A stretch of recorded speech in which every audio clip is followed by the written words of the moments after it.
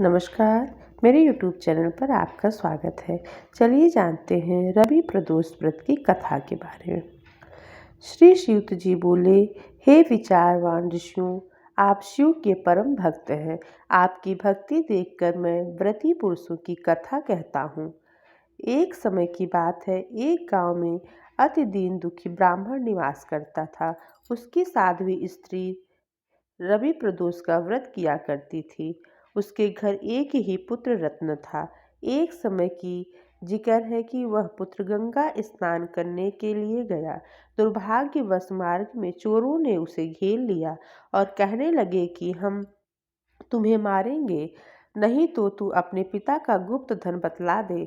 बालक दीन भाव से कहने लगा कि हे बंधुओं, हम अत्यंत दुखी दीन हैं, हमारे पास धन कहाँ है। चोर फिर कहने लगे कि तेरे पास पोटली में क्या बंधा है। बालक ने निसंकोच होकर उत्तर दिया कि मेरे माता ने मुझे रोटी बांध कर दी है।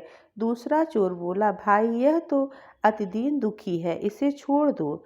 बालक इतनी बात सुनकर वहां से प्रस्थान करने लगा और एक नगर में पहुंचा। नगर के पास एक बरगद का पेड़ था। बालक वहां बैठ गया, थक कर वृक्ष की छाया में सो गया। उस नगर के सिपाही चोरों को खोज रहे थे। खोजते हुए वह बालक के पास आ पहुंचे। सिपाही बालक को भी चोर समझकर राजा के समीप ले गया। राजा ने उसे कारावास की आज्ञा दी। उधर बालक की माँ भगवान शंकर की प्रदोष व्रत की पूजा कर रही थी। उसी रात्रि राजा को स्वप्न हुआ कि वह बालक चोर नहीं है। प्रातः छोड़ दो, नहीं तो आपका वैभव राज्य सब शीघ्र ही नष्ट हो जाएगा। रात्रि समाप्त होने पर राजा ने उस बालक से सारा वृतांत पूछा। बालक ने सारा वृतांत कह सुनाया। वृतांत सुनकर राजा ने सिपाही भेजकर बालक के माता पिता को बुलवा लिया। राजा ने उसे जब भयभीत देखा तो वह, भय मत करो, तुम्हारा बालक निर्दोष है। हम तुम्हारी दरिद्रता देखकर तुम्हें 5 गांव दान में देते हैं। शिव की दया से ब्राह्मण के आनंद होने लगे।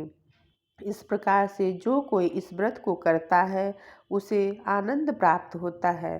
शौनक ऋषि बोले, हे कृपालु, आपने मुझ पर कृपा की, जो आपने प्रदोष व्रत की कथा मुझे सुनाई। बोलो शंकर भगवान की जय।